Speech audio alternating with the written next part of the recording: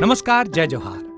क्या आप भी गवर्नमेंट एग्जाम्स की तैयारी करना चाहते हैं? क्या आप भी मेमोरी टेक्निक्स और ट्रिक्स के जरिए बहुत ही कम समय में स्मार्ट स्टडी करना चाहते हैं? क्या आप चाहते हैं कि सीजी व्यापम टॉपर आपको पढ़ाए?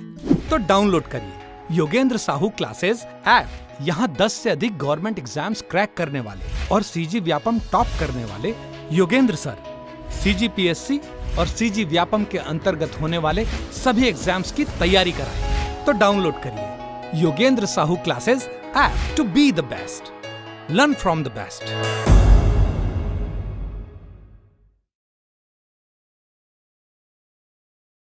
कोई भी सपना साकार करने के लिए सबसे जरूरी है सही कोच का होना। चुनिए Yogendra Sahu classes first rank को और करे अपने सीजी व्यापम CGPSC का सपना साकार। Download the app now. नमस्कार दोस्तों, स्वागत है आपका योगेंद्र साहू ऑनलाइन क्लासेस में। हम हॉस्टल वार्डन का एक नया सिलेबस कवर कर रहे हैं, बाल मनोविज्ञान, जो अभी 10 मार्क्स कवर करने वाले हैं। ठीक है, इससे पहले हमने बाल मनोविज्ञान क्या है, इसके अंतर्गत क्या क्या पढ़ना है, ये सारी चीजें देख चुके हैं। आज हम बाल मनोविज्ञान के सिद्धांतों के बारे में पढ़ेंगे। ठीक, तो मैंने पहले भी जिक्र किया था जीन पियाजे जी का, जिन्होंने बहुत महत्वपूर्ण सिद्धांत दिया है, उसके बारे में हम चर्चा करेंगे। परंतु अभी कुछ सिद्धांत अभी देखते हैं। ठीक है, तो चलिए स्टार्ट करते हैं। सिद्धांतों की संरचना वैज्ञानिकों के द्वारा कई कारणों से की जाती है। कौन से सिद्धांत? किसी भी प्रकार के सिद्धांत। हम फिलहाल यहाँ बाल मनोविज्ञान के सिद्धांत पढ़ रहे हैं।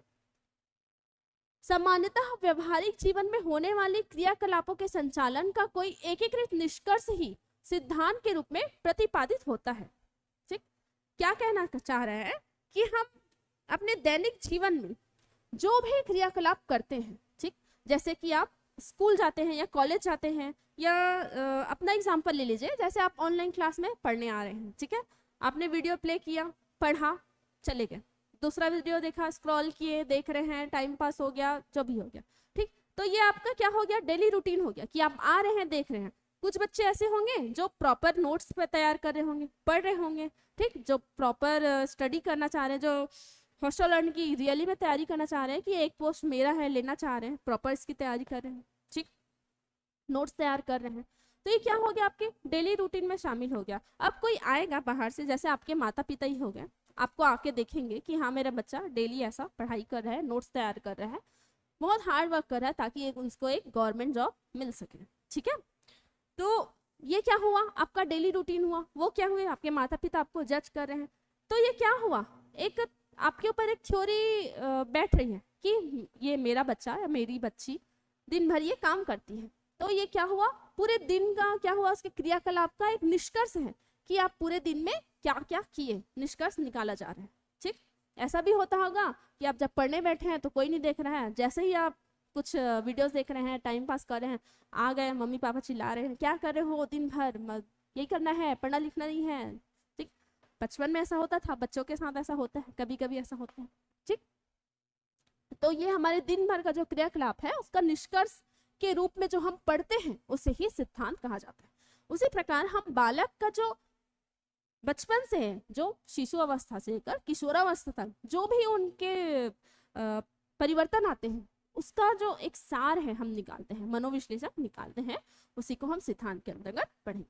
ठीक है, और एक और बात कहना चाहूंगी, अगर आप डिटेल से ये मनोविज्ञान जो है, बाल मनोविज्ञान पढ़ना चाहते हैं, तो योगेंद्र साहू क्लासेस एप्लीकेशन में जाके आप कोर्स परचेस कर सकते हैं। वहाँ आपको सारे कोर्स अवेलेबल होंगे, बहुत ही कम कॉस्ट में आपको कोर्स अवेलेबल हो जाएंगे। ठीक है, देखिए मनोवैज्ञानिक सिद्धांत, बाल मनोवैज्ञानिक के सिद्धांत के अंतर्गत पहला देखते हैं मनोविश्लेषणवादी सिद्धांत।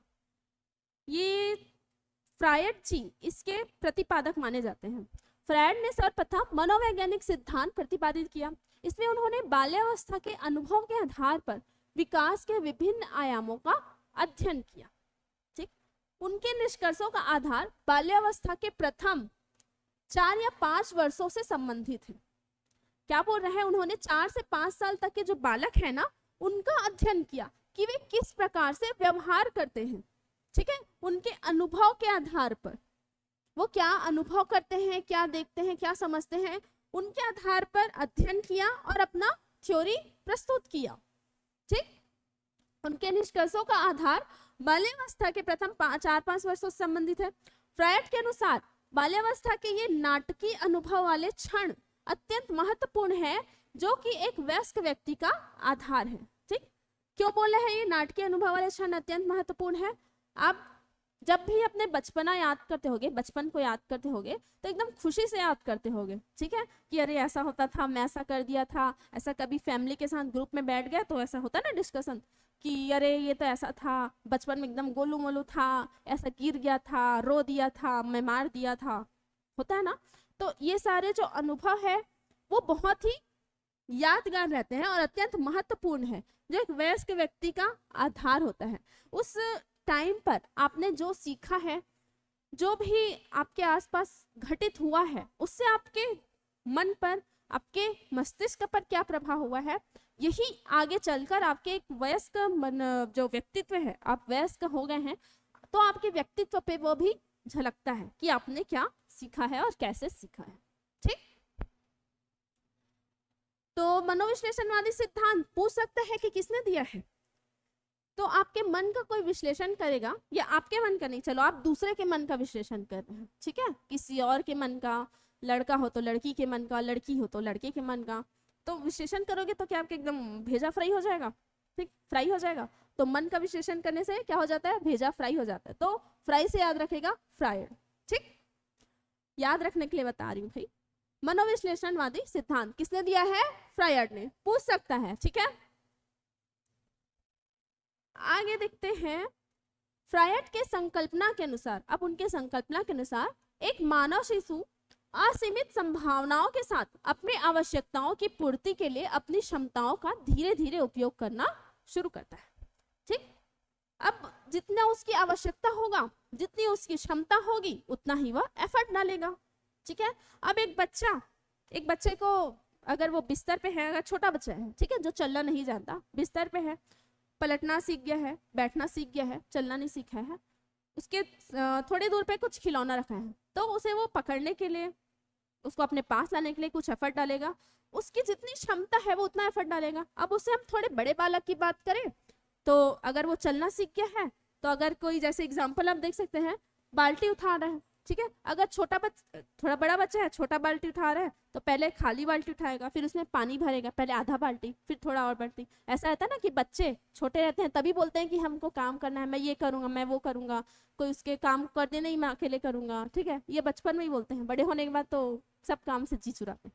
ठीक, तो ये अपनी क्षमताओं के अनुसार वो कार्य करते हैं, जैसे पानी का ग्लास उठाना, ठीक है, और भी बहुत सारे छोटे छोटे क्रियाएं। ठीक, तो ये फ्रायड के संकल्पना में इसके बारे में चर्चा की गई।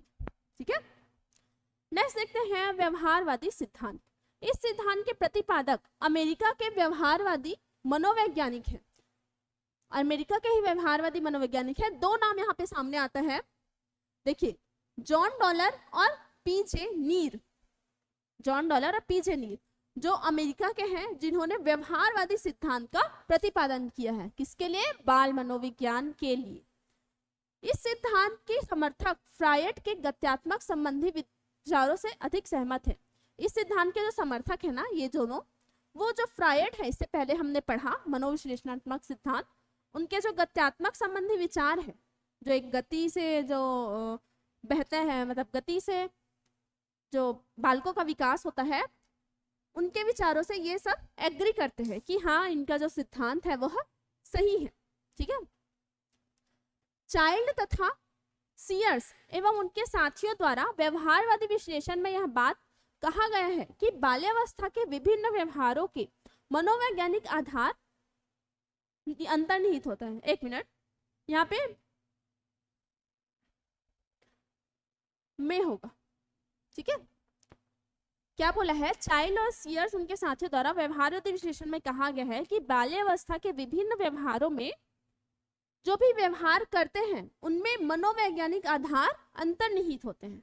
मतलब उनके मन के जो परिवर्तन होते हैं, मन में जो भी चेंजेस आते रहते हैं, वो सभी अंतर्निहित होते हैं। परंतु निसंदेह इस विश्लेषण के द्वारा निष्कर्ष के रूप में यह प्रतिपादित करना आसान नहीं है। अब किसी भी बालक के मन को कि वो कैसा है आप अध्ययन तो कर लेंगे, ठीक है, आप थ्योरी भी प्रस्तुत कर देंगे, पर सभी बालक अलग अलग होते हैं, ठीक, सभी बालक एक जैसे तो नहीं होते। हाँ, एक एज ग्रुप में है, इसका मतलब ये नहीं है कि सभी एक तरीके से बिहेव करेंगे, ठीक, सबके अलग अलग मनोवैज्ञानिक क्षमता होती है, सोच होती है, इमोशंस होते हैं, शारीरिक विकास भी अलग अलग होता है, ठीक, तो एक निष्कर्ष पर निकल पाना कठिन होता है, ठीक है, असंभव तो नहीं बट कठिन होता है, ठीक। तो ये क्या हो गया, व्यवहारवादी सिद्धांत, ठीक है। तो व्यवहारवादी को कैसे याद रखेंगे इस सिद्धांत को।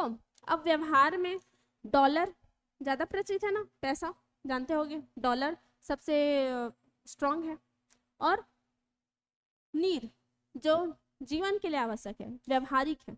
तो व्यवहार में कौन सा रुपया प्रचलित में है, तो डॉलर है, डॉलर से ही सबका कंपेयर करते हैं, ठीक, तो ऐसे याद रख सकते हैं। उसके साथ डॉलर देके क्या कर सकते हैं, नीर मतलब पानी, तो रिलेट करके याद कर सकते हैं, ठीक। व्यवहार में क्या प्रसिद्ध है, तो डॉलर, नीर, याद रखिएगा ये सिद्धांत इन्होंने प्रतिपादित किया है, ठीक है। नेक्स्ट देखते हैं महत्वपूर्ण आयु समूहों का सिद्धांत। अब हम अलग अलग, जैसे मैंने अभी बताया आपको कि अलग अलग एज ग्रुप के बच्चे या फिर सेम एज ग्रुप के बच्चे अलग अलग प्रकार से व्यवहार करते हैं, ठीक। अब हम कुछ महत्वपूर्ण आयु समूह का अध्ययन करेंगे। तो मानवीय विकास के व्यवहारवादी मनोवैज्ञानिकों के द्वारा जो मान्यताएं प्रतिपादित की गई हैं, इनके कुछ निश्चित काल विभाजन किए गए हैं, इन्हें ना कुछ निश्चित काल में डिवाइड किया गया है, अलग अलग काल में। आधुनिक मनोविज्ञान में अवस्थाओं की अपेक्षा काल को अधिक महत्व दिया गया है, क्योंकि विशिष्ट अवस्थाओं से बालक का गुजरना एक स्वाभाविक प्रक्रिया है। यहाँ पर ना ये बता दिए हैं कि ये विभिन्न अवस्थाओं से तो गुजरेंगे, परंतु जिस समय से गुजर रहे हैं, ठीक, जो समय व्यतीत हो रहा है उसके आधार पर बालकों को बांटा जाना चाहिए, ठीक है। जैसे आप ये डायग्राम में देख सकते हैं, देखिए ये सबसे छोटे बालक, इसके बुद्धि क्षमता कितनी है, अभी परिपक्वता नहीं आई है, ठीक है। ये धीरे धीरे उसके बुद्धि का विकास होते जाता है, ये चलना सीखता है, घुटने के बल चलना सीखता है, तो उसके बुद्धि में क्या परिवर्तन आया, इसके बाद चलना सीख रहा है तो उसके बुद्धि में कुछ बातें अब स्टोर होने लगी है, ठीक है। जैसे जैसे बड़ा होता है ये बुद्धि क्या है, मैंने जो फर्स्ट क्लास में बताया था कि बालक का मन कोरा कागज की तरह होता है, आप जैसे उसे सिखाएंगे, जैसा आप बोलेंगे वैसे वैसे वो भरता जाएगा। तो जैसे यहाँ पे खाली है, ये भी थोड़ा थोड़ा भरना स्टार्ट हुआ, यहाँ हल्का भरा, अब ये भरना स्टार्ट हो गया है, मतलब उसकी बुद्धि में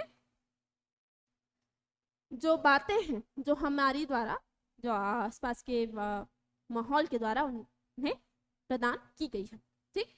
तो ये हुआ, तो ये क्या हुआ, एक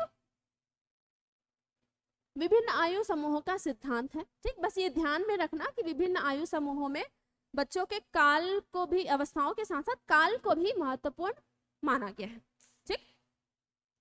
आगे देखते हैं,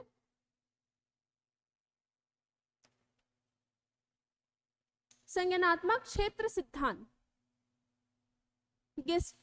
गेस्टाल्टवादी मनोवैज्ञानिकों द्वारा प्रतिपादित यह सिद्धांत इस बात पर बल देता है कि मनोवैज्ञानिक समृद्धि लगातार चलने वाली प्रक्रिया है, जो अपने आरंभिक अवस्था में स्वाभाविक प्रक्रिया के रूप में शुरू होकर अंतिम परिणामों तक संचालित होती है।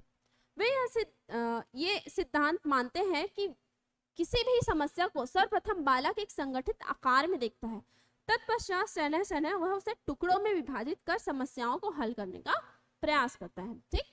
आपको बस ये ध्यान में रखना है कि संज्ञानात्मक क्षेत्र का सिद्धांत, इसके लिए तो हमने जीन पियाजे का चर्चा किया था, तो वो तो दिया ही है, पर गेस्टाल्टवादी मनोवैज्ञानिक इसके समर्थक हैं, ये भी ध्यान में रखना, ठीक है। गेस्टाल्टवादी, इसमें क्या कहा गया है कि बच्चे अपनी समस्या को एक संगठित आकार में देखता है, फिर उसे छोटे छोटे टुकड़ों में विभाजित कर कर समस्याओं को हल करने का कोशिश करता है। जैसे आप यहाँ पे चित्र में देख पा रहे होंगे,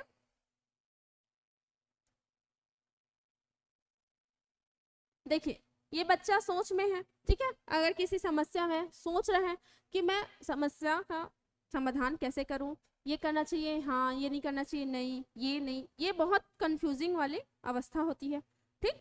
तो वो धीरे धीरे जो अपने जो भी है समस्याएं हैं उनका हल करने का प्रयास करता है, ठीक है। उस इसका अध्ययन हम संज्ञानात्मक सिद्धांत के अंतर्गत करते हैं, ठीक है।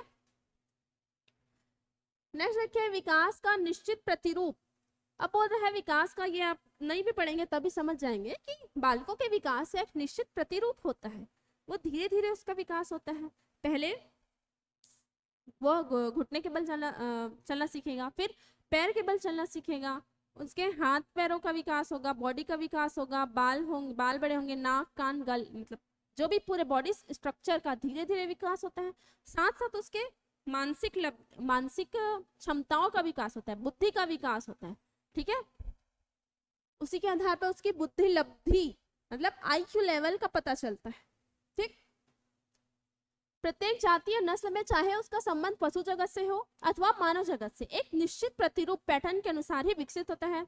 इसी प्रकार जन्म से पूर्व तथा जन्म के उपरांत बालक का विकास व्यक्तित्व के रूप में तथा एक निश्चित प्रतिरूप के अनुरूप होता है। सर्वप्रथम बालक के आगे के दांत निकलते हैं, देखो एक क्रम बता दिया ना, पहले दांत निकलते हैं, उसके बाद पिछले दांत निकलते हैं। इसी प्रकार बालक पहले खड़ा होना सीखता है, उसके बाद चलना सीखता है, ठीक है। इस संबंध में गेसल एक मनोवैज्ञानिक है, उन्होंने बालकों पर जो शोध कार्य किया है इससे स्पष्ट होता है कि बालक का जो व्यवहार संबंधी विकास होता है वह एक निश्चित प्रतिरूप के अनुरूप ही होता है। उनके अनुसार कोई भी दो बालक एक जैसे नहीं होते, परंतु सभी सामान्य बालकों का विकास उनकी जातिगत और सांस्कृतिक विशेषताओं के अनुसार ही होता है, ठीक। वह जिस अब जातिगत यहाँ पे बात तो नहीं करना चाहिए, बट जिस वो कास्ट से, जिस रिलीजन से, धर्म से संबंधित होते हैं वैसा ही वो व्यवहार करते हैं। अगर वो हिंदू हैं तो पूजा पाठ करेंगे, मंदिर जाएंगे, मुस्लिम हैं मस्जिद का जाएंगे, नमाज पढ़ेंगे, क्रिश्चियन हैं चर्च जाएंगे, ठीक। तो जिस भी धर्म से बिलोंग करते हैं वैसा ही वह क्या करेंगे, व्यवहार करेंगे, ठीक। तो ये हम विकास के निश्चित प्रतिरूप बता रहे हैं कि बालक का विकास कैसे धीरे धीरे होता है। ये तो आप ऐसे ही समझ जाएंगे, अगर यहाँ से भी क्वेश्चन बनता है तो आप समझ जाएंगे कैसे होता है विकास। एकदम से सीधा बड़ा बच्चा तो पैदा नहीं होता ना, धीरे धीरे विकास होता है, समझ जाएंगे आप। इस संबंध में गेसल ने नियम प्रतिपादित किया है, इसे ध्यान रखिए। गेसल जी ने विकास के निश्चित क्रम के बारे में बताया, ठीक। आगे देखते हैं विकास का सामान्य से विशेष की ओर। विकास क्या होता है, सामान्य से विशेष की ओर होता है। कैसे होता है, विकास की सभी प्रक्रियाओं में, चाहे वह शारीरिक हो, मानसिक हो या मानसिक हो, बालक की प्रतिक्रिया में पहले सामान्य होती है, बाद में विशेष होता है। जन्म से पूर्व तथा जन्म के उपरांत बालक की सभी क्रियाओं में सामान्य से विशेष का नियम लागू होता है। सामान्य से विशेष का नियम कैसे, आपको आगे पढ़ने से समझ आ जाएगा। देखते हैं, एक नवजात शिशु सर्वप्रथम सारे शरीर को चलायमान करता है, ठीक है। बच्चा रहता है, आपको लिटाए रहते हैं तो क्या करता है, हाथ पैर मार के ऐसे खेलता है, मतलब अपने सारे शरीर को वो क्या कर रहा है, चला रहा है, ठीक। फिर भुजाओं को, फिर पैरों को घुमाता है, हाथ पैर को ऐसे मारना शुरू करता है, फिर हाथ से वस्तु उठाने का प्रयास करता है और चलने का प्रयास करता है, ठीक। तो एक एक करके सभी क्रियाएं कर रहे हैं। जब वो बोलना सीखता है तो वो निरर्थक ध्वनियां निकालेगा, ऐसा मतलब बोलते हैं ना बच्चे लोग, वो जो अच्छा पू करते हैं, ठीक है। जब वो बोलना सीख जाता है तो निरर्थक ध्वनियां निकालेगा, फिर वह ध्वनियां शब्दों का रूप धारण कर लेगी, फिर बालक धीरे धीरे उसे समझने लगेगा, ठीक है। पहले तो खुद नहीं समझता वो क्या बोल रहा है, बट सब लोग अरे हाँ ये बोल, मम्मा बोल, पापा बोल, ऐसा बुलवाते हैं बच्चा जब बोलना सीखता है तो, ठीक। और कुछ भी बोले तो अरे ये बोला, मेरा नाम बोला, ऐसा बोलते हैं ना, ठीक। वैसे ही तो ये सामान्य, पहले सामान्य भाषा सीखते हैं, उसके बाद धीरे धीरे विशेष की ओर, ठीक। सातवां देखिए विकास की गति अबाध है। अब देखिए इसे आप समझ सकते हैं कि विकास एक निरंतर चलने वाली प्रक्रिया है, अबाध है, ठीक है। अगर आपको कोई शारीरिक अक्षमता नहीं है, कोई बीमारी नहीं है, तो आपके शरीर का विकास साथ साथ दिमाग का, मन का विकास भी एक क्रमिक गति से होगा, ठीक है। एक अबाध प्रक्रिया है, ठीक। उपरोक्त आधार पर ज्ञात होता है कि व्यक्ति का विकास रुक रुक कर होता है, परंतु वास्तव में ऐसा नहीं है। गर्भाधान से परिपक्वता अवस्था तक मनुष्य का विकास अविराम गति से चलता रहता है। बालक बोलना भी एकदम नहीं सीखता। पहले वह रोने की ध्वनि निकालता है, फिर वार्तालाप करता है, अंत में शब्द बोलना सीखता है। विकास की प्रक्रिया निरंतर चलती रहती है। ठीक है, देखिए 8वां देखिए, विकास में व्यक्तित्व भेद स्थिर रहते हैं। जिन बालकों का विकास प्रारंभ में तीव्र है तो आगे भी तीव्र होगा, तथा जिन बालकों का विकास शुरू से धीमी गति से चल रहा है उनका आगे भी धीमी गति से विकास होता है। ठीक, ऐसा होता है कि ये ना बुद्धि लब्धि पर आधारित होता है। ठीक है, आईक्यू लेवल पर आधारित होता है। देखिए उदाहरण, मस्तिष्क की परिपक्वता 6 से 8 वर्ष की आयु में ही आ जाती है। ठीक है, अब एकदम परिपक्व हो गए 6 से 8 साल का बालक, ऐसा नहीं है। उनको एक सामान्य समझदारी, सामान्य जो सही गलत का भेद करना इस अवस्था में आ जाता है, क्योंकि उनका मस्तिष्क परिपक्व होना स्टार्ट हो जाता है, जैसा हमने वो डायग्राम में देखा था। यद्यपि उसका विन्यास या संगठन बाद में भी होते रहता है। ठीक, हाथ का, पैरों का तथा नाक का पूर्ण विकास किशोरावस्था में हो जाता है। कल्पना शक्ति का विकास शैशवावस्था में ही होने लगता है। ये क्वेश्चन मैंने कहीं पे देखा था कि कल्पना शक्ति का विकास कौन सी अवस्था में होता है, तो शैशवावस्था में होता है। ठीक है, तो नोट डाउन कर लीजिएगा, एक क्वेश्चन बन सकता है। तर्क शक्ति का विकास बहुत धीरे धीरे होता है। सामान्य बुद्धि का अधिकतम विकास 14 वर्ष की अवस्था के लगभग होता है। ठीक, तो अधिकतम विकास कब होता है? 14 वर्ष की अवस्था तक। कल्पना शक्ति का शैशवावस्था में। ठीक है, तो ये विकास को ना पूछ सकता है कौन से अवस्था में कैसा विकास होता है। ठीक, अब देखते हैं लास्ट यहाँ पे, विकास प्रकथनीय है। बालक का मानसिक विकास प्रकथनीय होने से उसकी शिक्षा का आयोजन ठीक दिशा में किया जा सकता है और उसे वह कार्य दिया जा सकता है जिसके लिए विशेष रूप से उपयुक्त है। ठीक, गैसल ने प्रयोग के आधार पर निर्धारित किया है कि दोबारा परीक्षण करने पर 80% बालकों के विकास की गति पहले परीक्षण के अनुसार ही थी। बालकों का विकास का क्रम मनुष्य मात्र के विकास के क्रम में सामंजस्य रखता है। जिस प्रकार मनुष्य अपनी प्राकृतिक और बर्बर अवस्था के ऊपर सभ्य बनता है, उसी प्रकार बालक भी अपने जीवन में प्राकृतिक अवस्था को पार करने के बाद समाज में रहने योग्य बनता है। जिस प्रकार हमारा समाज आदिम अवस्था को धीरे धीरे छोड़कर सभ्य बना है, उसी प्रकार कोई भी बालक अपने प्राकृतिक पशु स्वभाव को धीरे धीरे त्याग कर आगे सामाजिक बन सकता है। वह अपना स्वभाव यकायक नहीं बदल सकता। प्रायः देखा जाता है कि वयस्क बालकों को समय से पूर्व ही सदाचारी बनने का प्रयत्न करते हैं। ठीक, बोल रहा है कि विकास प्रकथनीय है, मतलब अगर शिक्षा हम सही दिशा में प्रदान करें, उसी प्रकार बच्चों का जो भविष्य भी है उसी दिशा में आगे बढ़ेगा। जैसा आप उन्हें शिक्षा देंगे, जैसा वो ग्रहण करेंगे, उसी प्रकार वो व्यवहार करेंगे। ठीक, इसके अंतर्गत गैसल जी ने भी अपना विचार प्रस्तुत किया है। ठीक है, जैसे बताया है कि जैसे आदिम समाज से जो हमारा मानव समाज है धीरे धीरे एक सभ्य समाज की ओर गया, वैसे ही बालक एक प्राकृतिक अवस्था से धीरे धीरे एक मैच्योर वाले अवस्था में पहुंचता है। ठीक, तो ये हमारे बाल मनोविज्ञान के कुछ सिद्धांत थे, तो ये टॉपिक यहाँ पे कवर होता है। ठीक है, और भी ऐसे ही इंटरेस्टिंग वीडियो देखने के लिए हमारे चैनल के साथ जुड़े रहिए और चैनल को सब्सक्राइब जरूर करिएगा। ठीक है, थैंक यू।